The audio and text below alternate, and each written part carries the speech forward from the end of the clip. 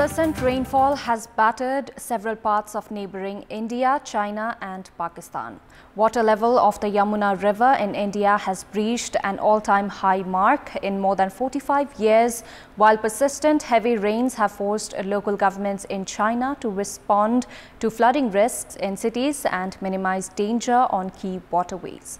Good evening, I'm Chitrakar and these are the headlines of the hour. Key roads in Indian capital Delhi flooded as water level of Yamuna breaches an all-time high mark in more than 45 years. At least 88 dead in Himachal Pradesh, more than 16,000 relocated.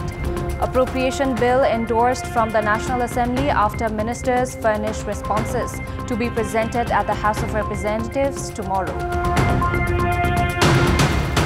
Commercial banks break the previous agreement regarding interest rates. The interest rates to differ among banks from the 17th of July. And a straight-set victory over New Diamond Academy helps armed police force inch closer to final of women's category of PM Cup NVA Volleyball League. Army brush aside Everest Cup. Ministers have answered questions raised by the members of the National Assembly regarding the Appropriation Bill, which had been endorsed by the Upper House. While furnishing answers, Minister for Foreign Affairs NP South said that appointments procedures would soon be concluded. Minister for Health and Population Mohan Bahadur Bosnet accepted the fact that despite the assurance from the Constitution of Nepal, the public had been denied their fundamental right to health services. Following the responses by the ministers, the Appropriation Bill was endorsed by the National Assembly. It will now be presented at tomorrow's meeting of the House of Representatives. The budget will then come into implementation after certification by the President. The government had introduced a budget of 1,751 billion rupees for the upcoming fiscal year. The Office of the Department of Immigration at the Tribhuvan International Airport has returned 117 workers who were set to leave for Kuwait from the airport. The Immigration Office, which had stopped 101 workers yesterday, has returned 16 from the airport today. The office has said that the workers were returned as women were prohibited from working as domestic help in the destination country and has added that 2 different kinds of documentation were found. According to Information Officer of the airport's Immigration Office, Janaknath Dhakal, the workers had to be returned as their employer was not clearly identified while the documents were suspicious. Meanwhile, the Nepal Association of Foreign Employment Agencies has criticized the Immigration Office of returning the workers with wrong intention. Chairperson of Chapa Rural Municipality, Jai Narayan Shah, has been suspended after the Commission for the Investigation of Abuse of Authority filed a case against him for corruption in road construction. According to the CIAA, Shah was involved in corruption during the construction of the 7-kilometer road section from Hanuman Chowk of Chapa Rural Municipality in Chapa district to Simalbari in fiscal year 2074-75. Shah has been suspended after the anti-graft body registered a case against him at the special court. The CIAA has alleged Shah of misappropriation of 2.2 million rupees of the project constructed by the Consumers Committee. Cases have been filed against 11 individuals, including Shah. Following his suspension, Deputy Chair Anju Devi Thapalia has been assigned the responsibility of the acting chairperson.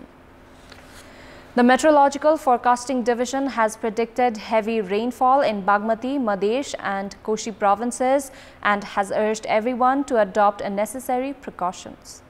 According to the division, heavy rainfall has continued in several parts of Koshi province. Likewise, rainfall has also been predicted in Lumbini and Sudur Pashchim provinces, while storm has been predicted in the lower regions of the 2 provinces. The division has said that the low-pressure winds near the borders of Nepal will likely affect areas that are closer. People living in the lower regions and near the river banks have been urged to adopt maximum precautions amid possible risks of floods triggered by incessant rainfall. Vehicular movement has been halted once again in Fidim Taplejung road section under the Mechi highway and rural areas of Sangkhwasaba due to incessant rainfall.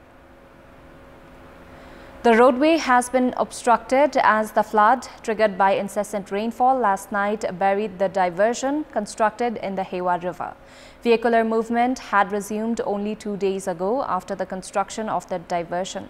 Likewise, vehicular movement has been obstructed due to landslides in various places of Sangkhwasaba. The Numkimathanka road section that connects the district headquarters with the northern areas has also been obstructed. The locals, meanwhile, have complained of difficulty in transportation of daily essential items. Police has arrested another individual alleged of involvement in the fake Bhutanese refugee scam. A team deployed by the Kathmandu Valley Crime Investigation Office has held 59-year-old Keshav Tuladhar from Sanu Bharyang. Tuladhar has been sent to the District Police Circle, Kathmandu for additional investigations. Nepal Police had registered cases against 30 individuals at the District Court, Kathmandu for their alleged involvement in the fake Bhutanese refugee scam. 16 individuals, including former Deputy Prime Minister Top Bahadur Rai Majhi and former Minister for Home Affairs Balkrishna Khand are currently in judicial custody for their involvement in the scam. The umbrella organization of the Chief Executive Officers of Banks, the Bankers Association, has broken the agreement on interest rates, allowing the interest rate to be set by the market.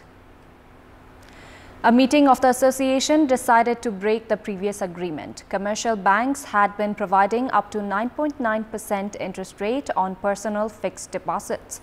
As the commercial banks had been setting the interest rates on deposits based on the decision of the association, interest rates of most banks were similar. Now that the agreement is no longer valid, the interest rates are to differ among banks from the mid of July.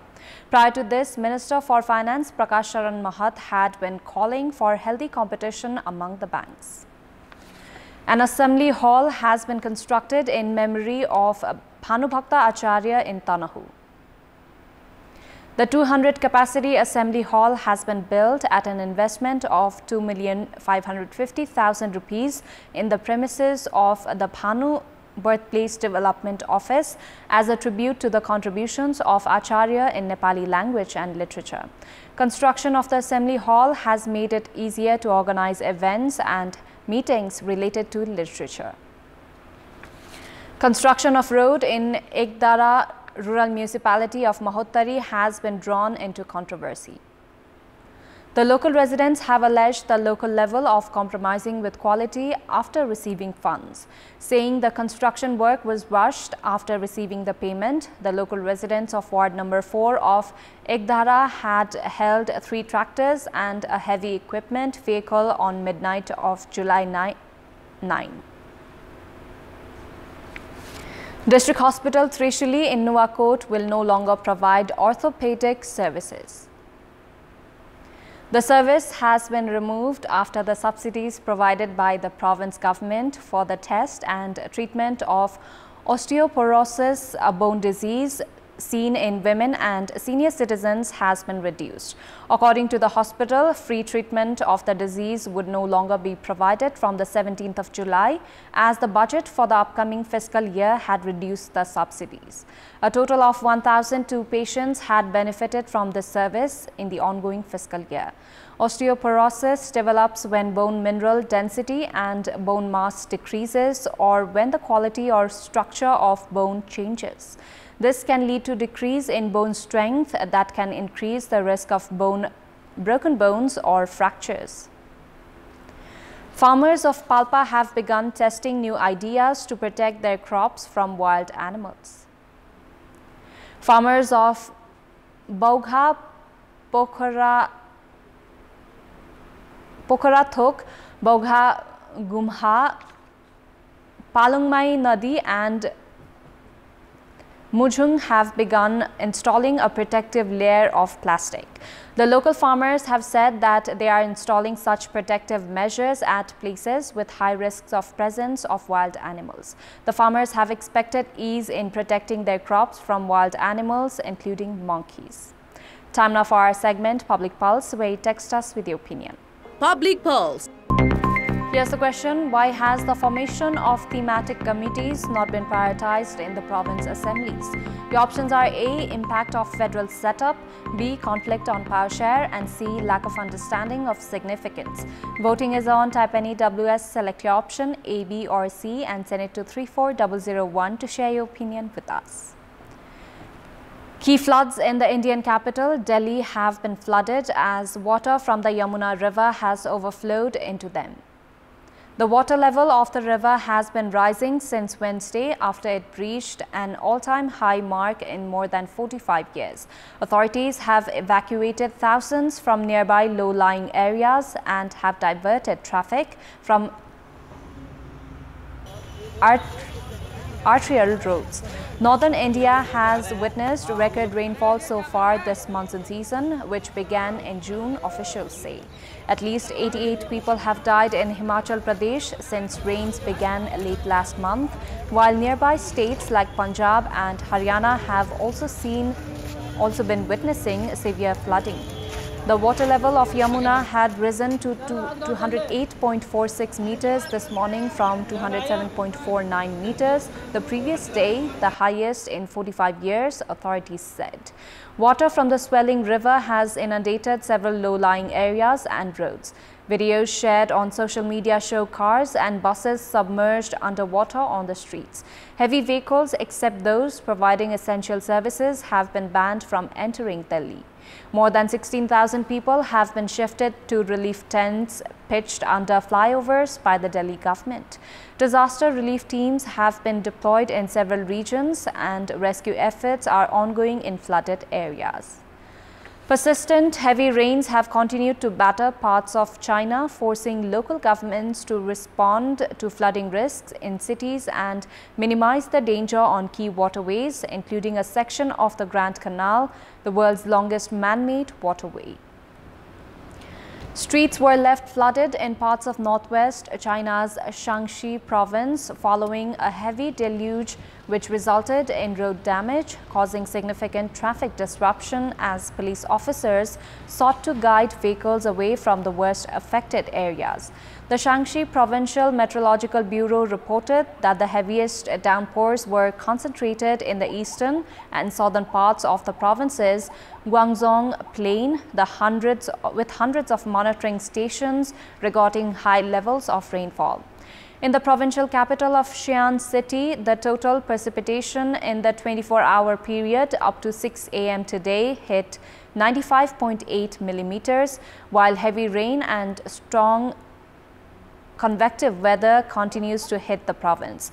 With a high probability of rain-triggered disasters such as floods and landslides, the Shaanxi Province Department of Water Resources launched a Level 4 emergency response for flood control measures on Thursday.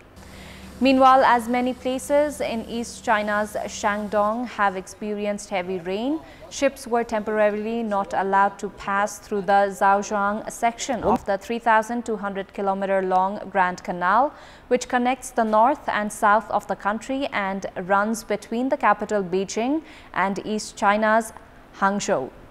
The Zhaozhuang Maritime Safety Administration prohibited vessels from passing between 8 p.m. on Wednesday until 6 a.m. this morning amid the downpours as the water level swelled to potentially unsafe levels. At least one person was killed today in a third successive night of Russian attacks on the Ukrainian capital Kyiv, the city's mayor said. Air defenses shot down all 20 drones launched by Russia to attack Kyiv and the surrounding region, as well as 2 Caliber missiles in other parts of the country, the Air Force said. But falling debris from the downed drones caused fires in the capital and a body was recovered in the historic Podil district, Mayor Vitaly Klitschko said. One of the apartment blocks was hit with falling debris, causing fire in an apartment and breaking nearby windows. No casualties were reported. Japan Foreign Minister Yoshimasa Hayashi and said today that Tokyo will host an ASEAN summit in December to commemorate 50 years of cooperation with the ASEAN grouping. The announcement was made during a post-ministerial conference with ASEAN foreign ministers in Jakarta, where conference chair Thai Foreign Minister Don Pramudwinai reinforced the bloc's strategic partnership with Japan. The annual meetings held in Jakarta this year also include major powers like China and Russia and comes as doubts mount over the credibility and unity of the bloc in dealing with the region's thorniest challenges. ASEAN will also hold the East Asia Summit and the ASEAN Regional Forum tomorrow, with U.S. Secretary of State Antony Blinken and Russia's Foreign Minister Sergei Lavrov both slated to attend. Jointly announce a vision that set out. South Korean Foreign Minister Park Chung said today his country will expand its partnership with the Association of Southeast Asian Nations (ASEAN) at a meeting with his Southeast Asian counterparts. In his opening remarks for the meeting in Jakarta, Vietnam Foreign Minister Bui Thanh Son said ASEAN welcomes South Korea's commitment to building a stronger partnership with the bloc. South Korea is an important economic partner for ASEAN, being the bloc's fifth largest trading partner and seventh largest source of foreign direct investment for the region. The North Atlantic Treaty Organization NATO summit wrapped up in the Lithuanian capital, Vilnius, on Wednesday amid divisions among members over the Ukraine issue and international opposition over its security approach. During the two-day summit, NATO leaders pledged to provide more long-term support to Ukraine and held the inaugural meeting of the new NATO-Ukraine Council with Ukrainian President Volodymyr Zelensky. However, they failed to set a timetable for Ukraine's membership in the alliance, which Zelensky called unprecedented and absurd. NATO members have been divided on how to bring Ukraine closer to their bloc. While some Eastern European members are pressing for an explicit commitment on when Ukraine will join, the United States and Germany are reluctant to clarify, according to some reports. Despite being a regional alliance between Europe and North America, NATO again invited leaders of Australia, Japan, New Zealand, and South Korea, its so-called partners in the Asia-Pacific region, to attend the annual summit for the second time and vowed to further strengthen dialogue and cooperation to tackle their shared security challenges, according to a communique published at the summit. China has announced a preliminary plan on its manned lunar landing before 2030 amid smooth trial runs of the main rocket engine for the missions. China plans to land its taikonauts on the moon before 2030 to carry out scientific exploration, according to a preliminary plan released by the China Manned Space Agency on Wednesday. Zhang Hailian, a deputy chief designer with the CMSA, unveiled the plan at the 9th China International Commercial Aerospace Forum held in Wuhan of central China's Hubei province. The plan is to launch two carrier rockets to send a lunar lander and a manned spacecraft to a lunar orbit, respectively. The craft and lunar lander will rendezvous and dock with each other, and then taikonauts will enter the lander. As the lunar lander descends and arrives at the preset area on the lunar surface, taikonauts will carry out scientific tasks and collect samples. After completing the planned tasks, taikonauts will return to the lander, which will lift them back to the lunar orbit to dock with their spacecraft. In the final step, the spacecraft will fly taikonauts back to Earth with lunar samples. Chinese researchers are working on the development of the Long March 10 carrier rocket, a new generation of manned spacecraft, a lunar lander, lunar landing spacesuit, manned lunar rover, and other equipment. Japan's plan to discharge nuclear-contaminated water from the damaged Fukushima power plant has sparked anxiety and anger in Hawaii, with some saying that the disaster will spare no one. Located in the Pacific Ocean, there is considerable concern in the U.S. state about how Japan's plan to release wastewater into the sea could impact on the island's crucial fishing sector.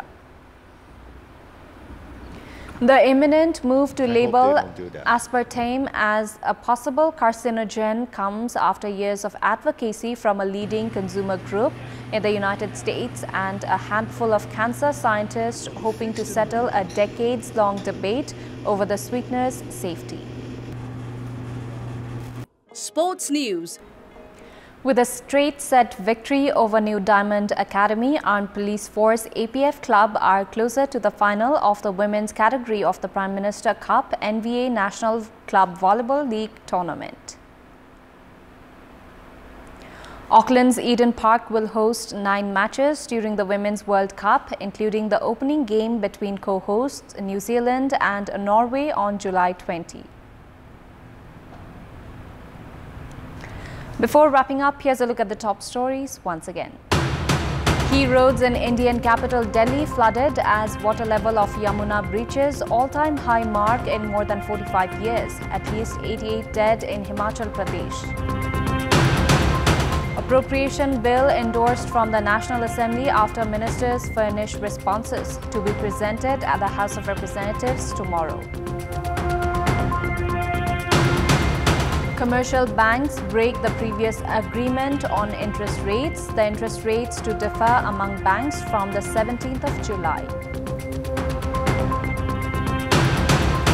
And a straight-set victory over New Diamond Academy helped Armed Police Force inch closer to final of women's category of PM Cup NVA Volleyball League, Army brush aside Everest Club. That's all for the moment. Our next English bulletin will be at 10:30 tonight. Thank you for watching. Bye for now.